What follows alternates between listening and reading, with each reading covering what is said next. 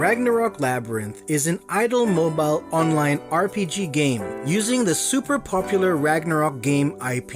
Before I start this first impression, I'd like to mention that I'm not really a fan of idle games, so keep that in mind. I'd much rather be playing Ragnarok Online M Eternal Love, which, spoiler alert, will be one of my future videos. What is up, dwellers of the interwebs? It's your host Sorasin, and this is Sorasin Gaming. Welcome to my channel. In Ragnarok Labyrinth, you play the hero of Hope, who seems to have amnesia. You must find what you've lost while journeying through the labyrinth. You are given a device called the Sharevice, which is used to team up with other adventurers to help you on your journey. Characters in Ragnarok Labyrinth look familiar and look like they belong in the Ragnarok universe, but sadly, you cannot choose who you look like within the game. You are, however, given a free gender swap ticket, so you can change yourself to a male if you so choose, because the default gender seems to be female.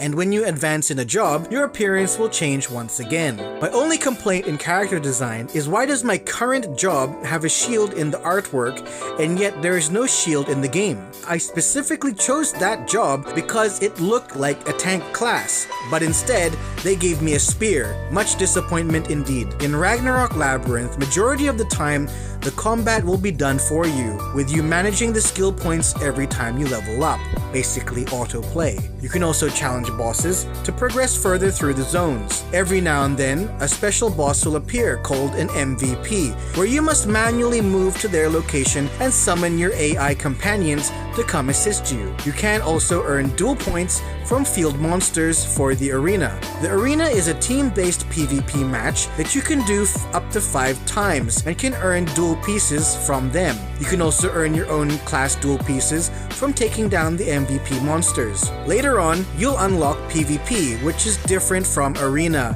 It's just straight up team PvP combat. There is a continuous PvP option where you can automatically do 5 matches in a row, but I'd recommend not to use it.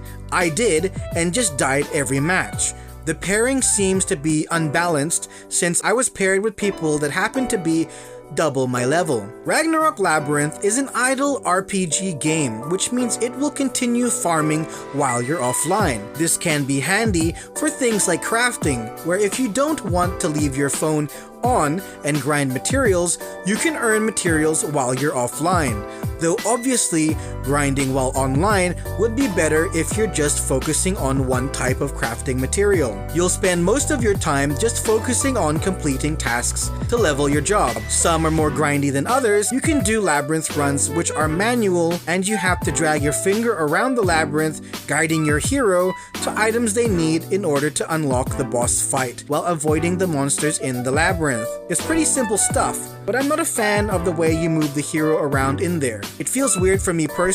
And then, you can do the same thing again, but with other players. Not AI players this time, actual real players to team up with. Doing labyrinth runs will reward you with the various cards which you can place into your equipment to strengthen them. There is also 6 dungeons that can be completed. Seems like they can only be completed 1 each, so don't expect to be grinding these all day. I feel like the crafting in the game is very important. Seems like you'll be grinding a lot to upgrade your gear in order to make yourself stronger. Ragnarok Labyrinth's graphics aren't anything special. The character models look like your typical Ragnarok Online designs. Very anime, but nothing too deep in design or texture. The surrounding environments are pretty basic too. Everything is blocky, like I'm playing Ragnarok on a Minecraft server. There's a certain charm to Ragnarok's character models though, so it definitely has that going for it. The music in Ragnarok Labyrinth is okay.